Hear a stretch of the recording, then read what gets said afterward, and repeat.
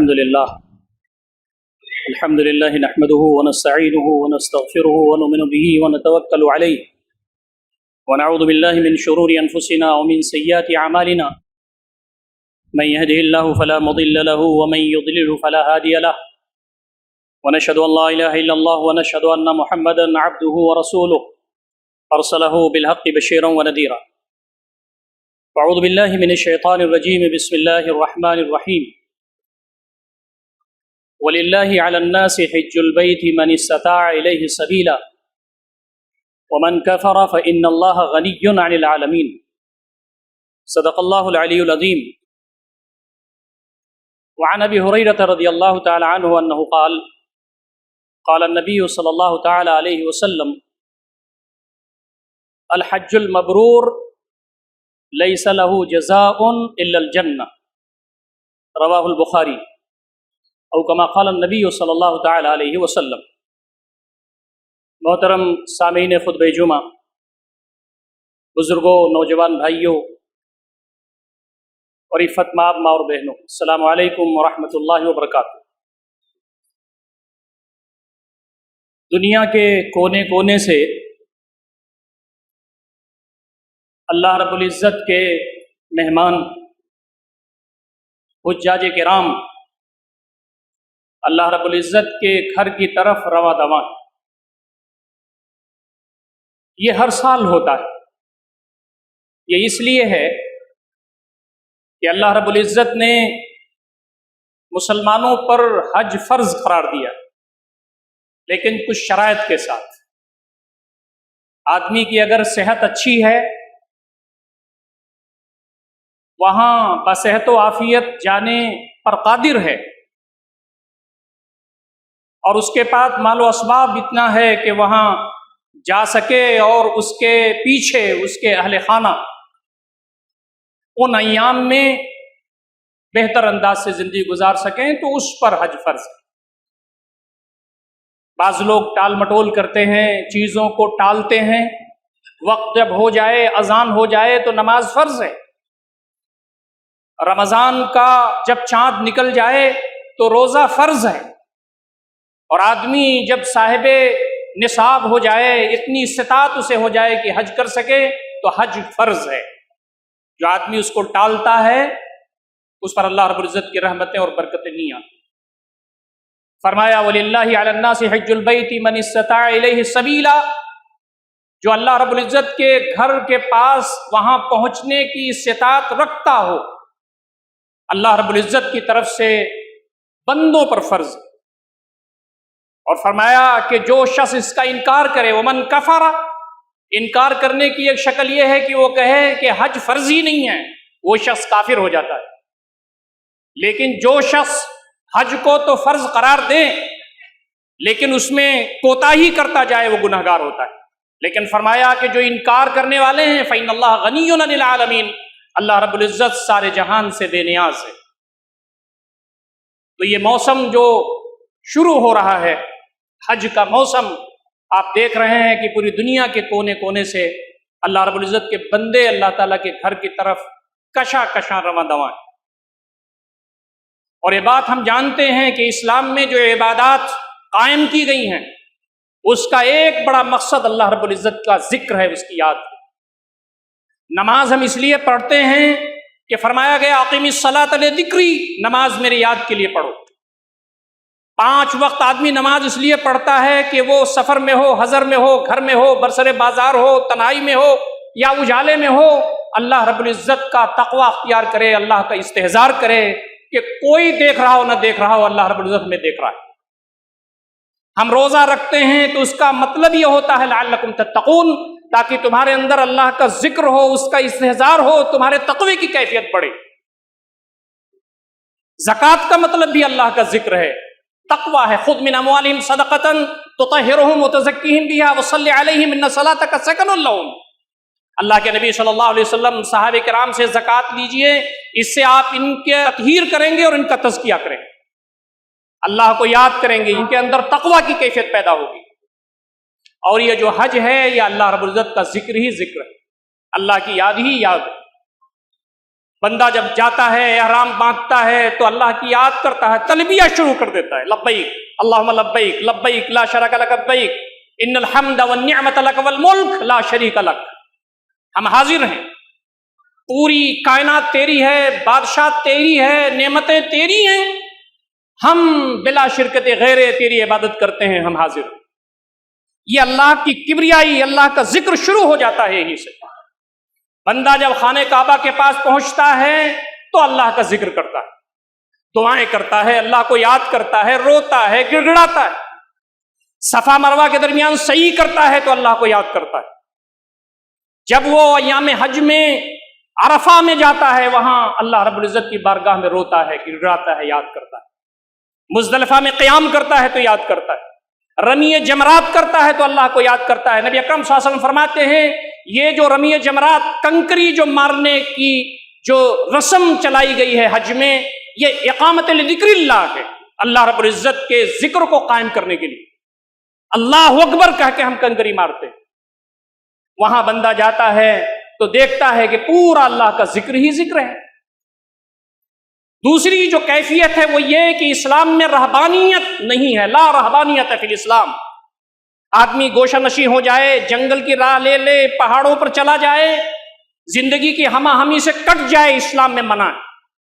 تمہیں اپنے گھر کے اندر رہتے ہوئے، بیوی بچوں کے مسائل سے دلچسپی رکھتے ہوئے، پڑوسیوں کی جو اذیاں ہیں ان کی پریشانیوں پر صبر کرتے ہوئے، امت مسلمہ کے مسائل سے دلچسپی رکھتے ہوئے، جس ملک میں تم رہتے ہو اس ملک کے مسائل میں جوجھتے ہوئے، بندگان خدا کی خدمت کرتے ہوئے تمہیں اللہ رب العزت کی طرف جانا ہے۔ لیکن کہا کہ وقت کچھ ایسا آنا چاہیے انسان کی زندگی میں کبھی کبھی کہ اسے احتساب نفس کا موقع ملے۔ اسی لیے رمضان میں 10 دن اعتکاف ہے، ساری زندگی سے کٹ جانا، بیوی سے، بچے سے، مال سے، اسباب سے، تجارت سے، معاہدات سے، معاملات سے کٹ کر کے 10 دن اللہ رب العزت کی طرف یکسو ہوتا ہے۔ بندہ ابتحال کرتا ہے، گڑ گڑاتا ہے، روتا ہے، احتساب نفس کرتا ہے۔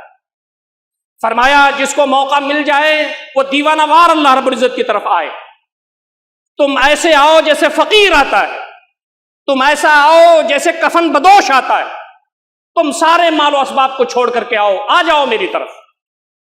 اور بندہ جب وہاں جاتا ہے تو اللہ رب العزت کی ساری چیزوں کو وہ دیکھتا ہے۔ وہ یہ دیکھتا ہے کہ یہ خانہ کعبہ ہے جو اللہ رب العزت کی عبادت کے لیے بنایا گیا، پہلا گھر ہے جو اللہ تعالیٰ کی عبادت کے لیے بنایا گیا۔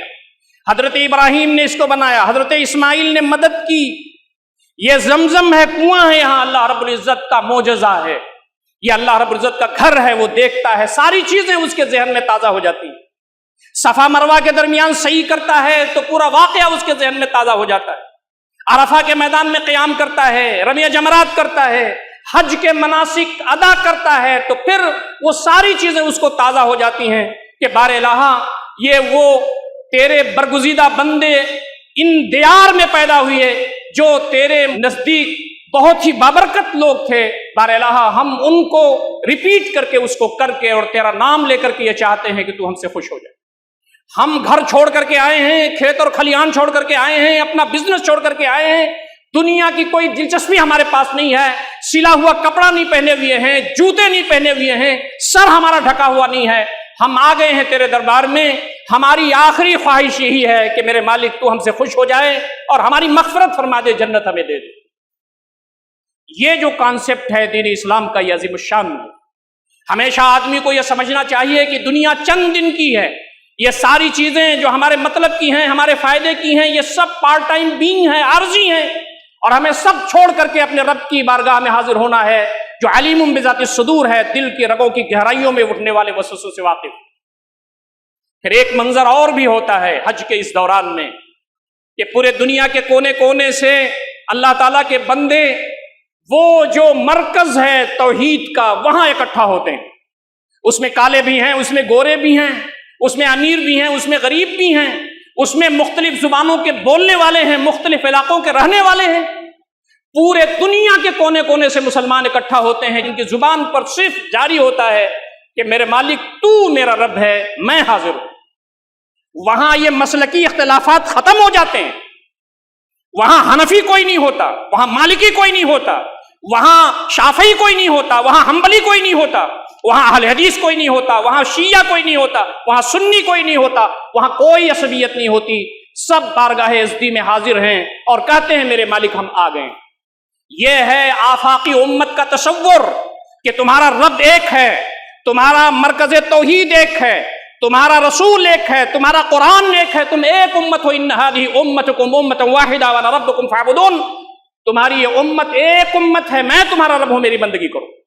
یہ ساری چیزیں جو ہم نے بنا لیں اور جس کی وجہ سے ہمارے درمیان عصبیتیں پیدا ہو گئیں اور جس کی وجہ سے ہم نے اپنے درمیان گھروندے بنا دیے، حج کا میدان اس کی نفی کرتا ہے اور کہتا ہے وجاہدوا فی اللہ حق جہادہ هو اجتباکم، اللہ کے راستے میں تم محنت کرو۔ سورہ حج کی آخری آیات ہیں یہ، اللہ کے راستے میں محنت کرو، جیسا محنت کرنے کا حق ہے اس نے تم کو چن لیا ہے امت مسلمہ کے لوگوں۔ یہ دین تمہارا آسان ہے، وما جعل علیکم فی الدین من حرج، دین میں کوئی تنگی نہیں رکھی۔ یہ حنفی کی تنگی، یہ شافعی کا تنگی، یہ اہل حدیث کے جھگڑے، یہ بریلوی کے جھگڑے، یہ شیعہ اور سنی کے جھگڑے، وما جعل علیکم فی الدین من حرج، دین میں کوئی تنگی نہیں رکھی۔ ملت ابیکم ابراہیم، تمہارے باپ ابراہیم کی سنت ہے، یہ تمہارے باپ ہیں جنہوں نے گھر بنایا، یہ تمہارے باپ ہیں جنہوں نے یہاں پر پہلی وہ چیز قائم کی کہ اللہ رب العزت کی بندگی یہاں پر ہو سکے، اور وہ راستہ نکالا کہ جس کے ذریعے دین اسلام کے جو فرزندگان ہیں وہ اس سے فیضیاب ہو سکیں۔ قرآن مجید میں تفصیلات اس پر بتائی گئی، آدمی وہاں جاتا ہے تو ساری چیزیں بھول جاتا ہے۔ کوئی ساؤتھ افریقہ سے آیا ہوا ہے، کوئی امریکہ سے آیا ہوا ہے، کوئی یورپ کے کنٹریز سے آیا ہوا ہے، کوئی بر صغیر ہند پاک سے گیا ہوا ہے، کوئی آسٹریلیا کی طرف سے آیا ہوا ہے، کونے کونے سے وہ شخص جو اشہد اللہ الہ الا اللہ و اشہد ان محمد رسول اللہ کہتا ہے وہ وہاں موجود ہے۔ یہ ساری عصبیتیں جو ہمارے درمیان پھیلی ہوئی ہیں، حج آ کر کے ان کی نفی کرتا ہے اور کہتا ہے کہ وہی ہے ہوا سماکم المسلمین من قبل وفی ھذا، اس نے تمہارا نام مسلمان رکھا ہے اس شریعت میں بھی اس سے پہلے۔ تم مسلمان ہو، صرف تم نہ حنفی ہو، نہ دیوبندی ہو، نہ بریلوی ہو، نہ اہل حدیث ہو، نہ شیعہ ہو، نہ سنی ہو، تم مسلمان ہو۔ ہوا سماکم المسلمین، اس نے تمہارا نام مسلمان رکھا ہے، من قبل وفی ھذا، اس سے پہلے کی بھی شریعت میں اور اس شریعت میں بھی تمہارا نام مسلمان ہے، لیکون الرسول شہیدا علیکم وتکونوا شہداء علی الناس، تاکہ رسول تمہارے اوپر گواہ ہو اور تم لوگوں پر گواہ بن کر کے اٹھو۔ دوستو، امت مسلمہ کا یہ پیغام ہے، پوری امت وہاں اکٹھا ہوتی ہے، اور یہ بات قرآن نے کہا ہے انما المؤمنون اخوہ، یہ جملہ نبی اکرم صلی اللہ علیہ وسلم نے خطبہ حجۃ الوداع میں بھی ارشاد فرمایا، اے 1,00,000 کچھ ہزار صحابہ کرام جو میرے درمیان موجود ہو، کوئی عصبیت تمہارے درمیان نہیں ہونی چاہیے۔ انما المؤمنون اخوہ، مومن آپس میں بھائی بھائی، ان کا اللہ ایک ہے، ان کا رسول ایک ہے، ان کا مرکز توحید ایک ہے، ان کا قرآن ایک ہے، وہ ایک ہیں۔ یہ حج کا وہ پیغام ہے جو ہم دیکھتے ہیں۔ نبی اکرم صلی اللہ علیہ وسلم نے اسی لیے فرمایا خطبہ حجۃ الوداع میں، جب صحابہ کرام موجود تھے، آپ نے فرمایا لا فضل لعربی علی اعجمی ولا لعجمی علی عربی ولا لاسود علی احمر ولا احمر علی اسود الا بالتقوى ان اکرمکم عند اللہ اتقاکم۔ سنو، میرے سامنے سواد اعظم اکثریت عربوں کی ہے، سن لو، کسی عرب کو کسی عجم پر کوئی فضیلت نہیں ہے، کسی عجم کو کسی عربی پر کوئی فضیلت نہیں ہے، کسی گورے کو کسی کالے پر، کسی کالے کو کسی گورے پر کوئی فوقیت نہیں ہے۔ تم میں اگر وجہ امتیاز ہے تو تقویٰ ہے، اللہ رب العزت کی طرف بڑھنا ہے، اللہ تعالیٰ کے نزدیک زیادہ اس کا ڈر، اس کا خوف، اس کی خشیت رکھنے والا ہونا ہے۔ دوستوں اور ساتھیوں، یہ ہے حج کا وہ پیغام جو ہر سال آ کر کے ہم کو بتاتا ہے کہ چھوٹے چھوٹے جھگڑوں کو ہٹائیں۔ یہ دیوبندی، یہ بریلوی، یہ سارے مسلک آسانی کے لیے پیدا کیے گئے تھے، ہم نے اس کو مشکل کر دیا۔ تو نبی اکرم صلی اللہ علیہ وسلم جیسے مسلمان تھے، صحابہ کرام جیسے مسلمان تھے، خلفائے راشدین جیسے مسلمان تھے، ہم صرف مسلمان ہیں، اور قرآن اور جو سنت ہے وہ اتحاد کا نقطہ ہے ہمارے درمیان، جس پر ہم تمام کو اکٹھا ہونا چاہیے۔ پورے دنیا کے لوگ آ رہے ہیں اور وہاں اپنی نمازیں پڑھ رہے ہیں، کوئی نیت باندھ کے نماز پڑھ رہا ہے، کوئی نیت چھوڑ کر کے نماز پڑھ رہا ہے، کوئی نیت یہاں باندھ کے نماز پڑھ رہا ہے، کوئی نیت نیچے باندھ کر کے نماز پڑھ رہا ہے، کوئی رفعتین کر رہا ہے، کوئی رفعتین نہیں کر رہا ہے، سب ایک امام کے پیچھے اللہ رب العزت کی کبریائی بیان کر رہے ہیں۔ یہ ہے امت واحدہ کا وہ تصور جو حج کے میدان میں وہاں پر دیکھنے کو ملتا ہے، یا ہماری مسجدوں میں بھی دیکھنے کو ملنا چاہیے، یا ہمارے محلے کی مسجدوں میں بھی دیکھنے کو ملنا چاہیے، یا ہمارے سماج میں بھی دیکھنے کو ملنا چاہیے۔ دوسرا جو سب سے اہم پہلو ہے وہ یہ ہے کہ سب برابر ہیں۔ اے بنی آدم، اے آدم کے بیٹو، اے بنی نو انسان، سب تم برابر ہو، تم ایک ماں باپ کی اولاد ہو۔ یا ایھا الناس انا خلقناکم من ذکر و انثی وجعلناکم شعوبا وقبائل لتعارفوا ان اکرمکم عند اللہ اتقاکم. اے لوگوں، ہم نے تم کو ایک مرد ایک عورت سے پیدا کیا ہے، تم کو شعبوں میں، جماعتوں میں، قبیلوں میں اس لیے تقسیم کر دیا ہے تاکہ تمہارا آئیڈینٹیفیکیشن ہو سکے، تم پہچانے جاؤ. اللہ رب العزت کے نزدیک زیادہ مبارک اور زیادہ محترم وہ ہے جو اللہ تعالیٰ کا تقوی اور اس کی خشیت رکھنے والا ہے. یہ بات کہی گئی. آپ دیکھیں کہ مساوات ہے دین اسلام میں، سب ایک ہیں، چاہے کالا ہو چاہے گورا ہو، چاہے وہ امیر ہو چاہے غریب ہو، سب وہاں موجود. اور یہ بات بتائی گئی کہ یہ جو صورتحال ہے یہ عظیم الشان ہے، یہ غیر معمولی ہے، اور یہی وہ چیز ہے کہ جب تمہارے اندر کہیں سے بھی کوئی پریشانی آئے، چاہے یغور کے مسلمان پریشان ہوں، چاہے روہنگیا کے مسلمان پریشان ہوں، چاہے جرمنی میں اور فرانس میں کوئی مسئلہ پیش آ رہا ہو، چاہے فلسطین میں آنسو گر رہا ہو، چاہے شام میں مسلمان کا خون زمین پر گر رہا ہو، تمہیں تکلیف ہونی چاہیے. مثل المؤمنین فی توادہم وتعاطفہم کمثل الجسد الواحد اذا اشتکى منہ عضو تداعى له سائر الجسد بالسہر والحمى. سارے دنیا کے مسلمانوں کی مثال ایک جسم کے مانند ہے. جب جسم کے ایک ٹکڑے کو، ایک حصے کو تکلیف ہوتی ہے تو پورا جسم تکلیف کو محسوس کرتا ہے اور بخار کی کیفیت میں مبتلا ہوتا ہے. کہیں بھی پورے دنیا کے مسلمان اگر تکلیف میں ہیں، ہمارے دل کی دھڑکن کو تیز ہو جانا چاہیے. کہیں وہ پریشان حال ہیں تو ہماری زبانوں پر دعا نکلنی چاہیے. آج حج کے میدان میں لوگ وہاں اکٹھا ہو رہے ہیں، حج کی تیاری کر رہے ہیں. پورے حج کے ایام میں مسلمانوں کے لیے دعائیں ہوں گی، لوگوں کے درمیان پیار و محبت کی دعائیں ہوں گی، مسلمانوں کے مسائل کو حل کرنے کی دعائیں ہوں گی. لیکن صرف دعاؤں سے کام نہیں ہوتا. دعا ضروری ہے لیکن ہمارے اقدام کرنے کی بھی ضرورت ہے. اپنے درمیان سے نفرتیں ختم کیجئے، دیوبندی بریلوی کا جھگڑا ختم کیجئے، ہر مسلمان کو گلے سے لگائیے، ہر مسلمان کو اپنے سے اچھا مسلمان سمجھیے. امت مسلمہ کے مسائل ہندوستان میں کم نہیں ہیں، اور ہندوستان کے اندر وہ مسائل جو امت مسلمہ کی حیثیت سے ہمارے اوپر آتے ہیں کہ یہاں پر اللہ تعالیٰ کے دین کو پھیلانے کا، اللہ تعالیٰ کا پیغام بندگان خدا تک پیش کرنے کا، سارے انسانوں کے مسائل کو الہی تعلیمات کی روشنی میں حل کرنے کا، وہ غیر معمولی ہے. ہمارے پاس لڑنے اور جھگڑنے کا ٹائم کہاں ہے؟ یہ امت مسلمہ کا وہ آفاقی پیغام. دوستو، نمازیں تو آدمی پڑھ لیتا ہے، روزے تو رکھ لیتا ہے، عبادات تو کر لیتا ہے.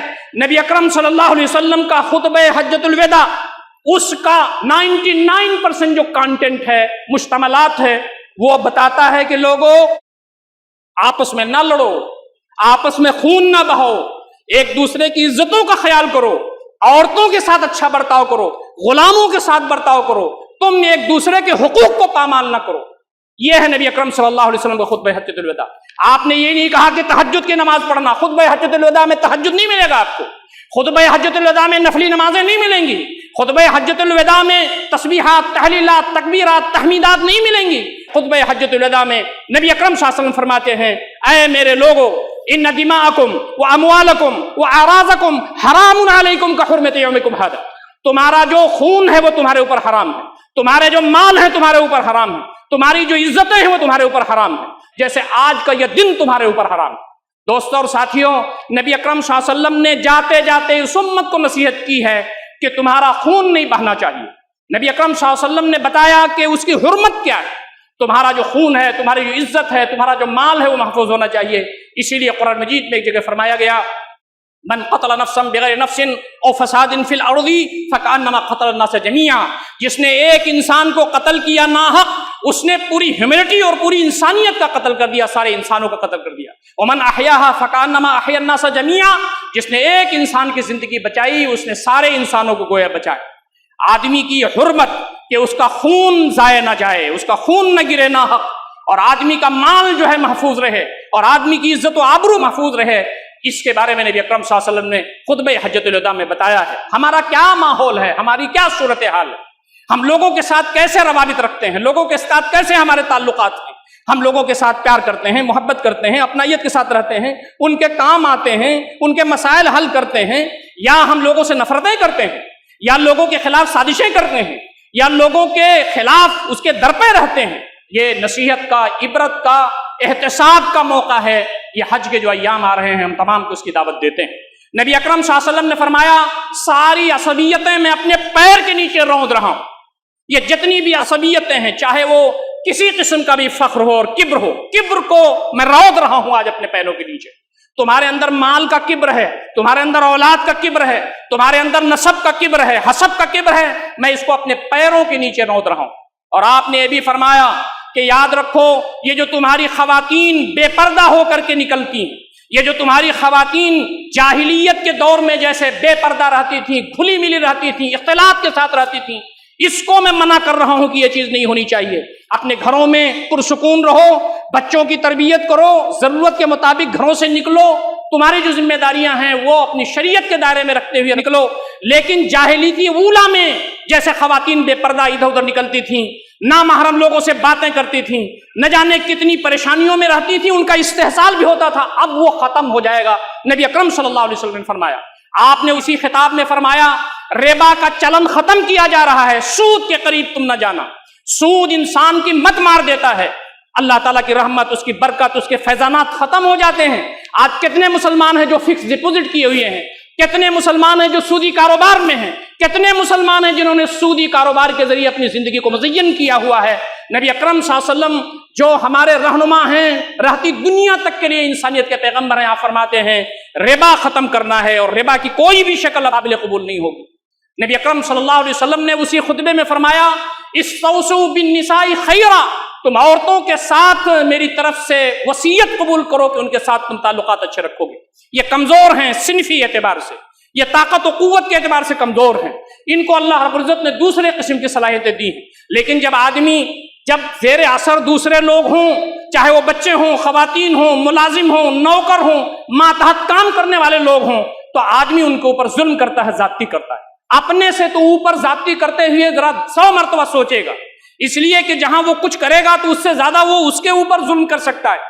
لیکن اپنے ماتحتوں کے ساتھ ظلم نہ کرو، اور خاص طریقے سے خواتین کے ساتھ۔ وہ خواتین جو ماری جاتی تھیں، پیٹی جاتی تھیں، زندہ درگور کی جاتی تھیں، سامان تجارت سمجھ کر کے بیچ دیا کرتی تھیں، نبی رحمت صلی اللہ علیہ وسلم کا عظیم الشان احسان ہے کہ آپ نے بیٹی کی شکل میں عزت دی، بہن کی شکل میں وقار دیا، بیوی کی شکل میں احترام عطا فرمایا، اور ماں کی شکل میں ان کے قدموں میں جنت ڈال دی، اور کہا کہ یہ وجہ احترام ہے، وجہ وقار ہیں، یہ تمہاری مائیں ہیں، یہ تمہاری بیویاں ہیں، یہ تمہاری بہنیں ہیں، یہ تمہاری بیٹیاں ہیں۔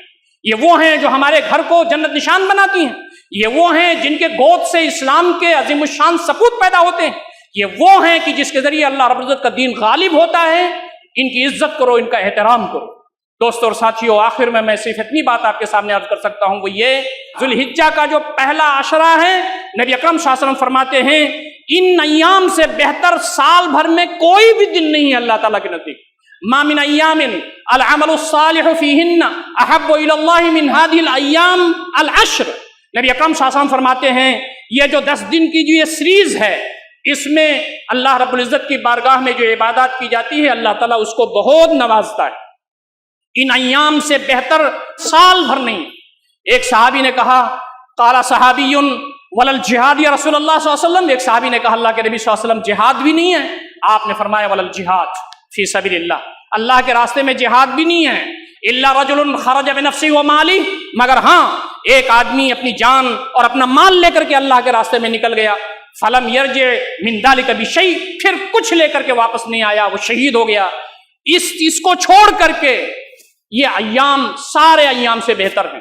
ہمیں ان ایام میں منصوبہ بندی کرنی چاہیے کہ ہم تسبیحات پڑھیں گے، تکبیرات پڑھیں گے، تحلیلات پڑھیں گے، تحمیدات پڑھیں گے، ہم نفلی روزے رکھیں گے، قرآن مجید پڑھیں گے، اللہ کو خوش کرنے کا کام کریں گے، غربا مساکین، یتیم، لاچار، مجبور، مستحقین کی خدمت کی منصوبہ بندی کریں گے۔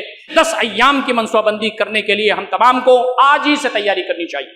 دوسری بات جو فرمائی وہ یہ کہ جو یوم عرفہ ہے یعنی 9 ذی الحجہ، اس دن اگر کوئی روزہ رکھتا ہے تو اس کا جو فائدہ ہے وہ غیر معمولی۔ نبی صلی اللہ علیہ وسلم فرماتے ہیں صیام یوم عرفہ احتسب علی اللہ ان یکفر السنۃ التي قبلہ والسنۃ التي بعدہ، میں امید رکھتا ہوں کہ عرفہ کے دن کا روزہ رکھنا 1 سال پچھلا اور 1 سال اگلا گناہ معاف کر دیتا ہے۔ ہمارے جو محدثین ہیں، جو شارح ہیں، وہ کہتے ہیں کہ اسلام کی روح یہ ہے کہ بڑے بڑے گناہ نہیں معاف ہوتے، معاملات کے، تعلقات کے، لین دین کے چھوٹے چھوٹے جو گناہ ہیں اللہ کی جناب میں ہیں وہ معاف ہو جاتے ہیں۔ اس لیے ہم کو کوشش کرنا چاہیے کہ ان ایام میں ہم تمام اس کے لیے تیاری کریں۔ اور آخری بات یہ ہے کہ جہاں حجاج کرام وہ سارے مناسک اور مراسم عبودیت ادا کر رہے گے اور کریں گے، ہم بھی یہاں دلی کے اندر ابو الفضل میں اور شاہین باغ میں قربانی کریں گے۔ اس لیے کہ حضرت ابراہیم علیہ السلام نے بیٹے کی قربانی کی، اس کے بعد سمبولک سیکریفائز کے طور پر حضرت جبریل دمبا لے کر کے آ گئے کہ آپ کا جو خواب تھا آپ نے پورا کیا، آپ فدیہ دے کر کے اس کو گویا کہ اس قربانی کو کر دیجئے۔ اللہ رب العزت نے اس کو جاری کر دیا رہتی دنیا تک کے لیے کہ مسلمان یہ قربانی کرتے رہیں تاکہ ان کو یہ پتہ چلے کہ ان کے جو باپ تھے حضرت ابراہیم علیہ السلام نے، انہوں نے بیٹے کی قربانی کی تھی اور یہ فدیہ دے کر کے چھوڑا گیا تھا۔ ہم بھی ہمیشہ تیار رہیں کہ ہم اپنی قربانی کے لیے تیار رہیں، اپنے بیٹوں کی قربانی کے لیے تیار رہیں، اپنے گھر بار کی قربانی کے لیے تیار رہیں۔ شہادت کی تمنا لے کر کے زندگی گزاریے۔ یہ کھا لینا، گھر بنا لینا، عیش و آئن کی زندگی گزار لینا، یہ ہمارا مطمع نظر نہیں ہے۔ قل ان صلاتی و نسکی و محیا و مماتی للہ رب العالمین، جو کچھ بھی ہے اللہ رب العزت کے لیے ہے، تو ہم تمام کو اس نیت سے زندہ رہنا ہے، اپنی عبادات کرنی ہے، اللہ رب العزت کی نعمتوں سے فائدہ اٹھانا ہے۔ لن ینال اللہ لحومها ولا دماؤها ولکن ینالہ التقوی منکم، یہ تمہارے قربانی کے جانور کا خون یا گوشت اللہ تعالیٰ کو نہیں پہنچتا، بلکہ تمہارے دل کی رگوں کی گہرائیوں میں جو تقوی ہے، خوف ہے، خشیت الہی ہے، وہ اللہ تعالیٰ کو پہنچتا ہے۔ اللہ رب العزت ہم تمام کو ان ساری باتوں پر غور فکر کرنے اور عمل کرنے کی توفیق عنایت فرمائے۔ اقول قولی ھذا استغفر اللہ لی ولکم اجمعین واستغفروہ انہ هو الغفور الرحیم۔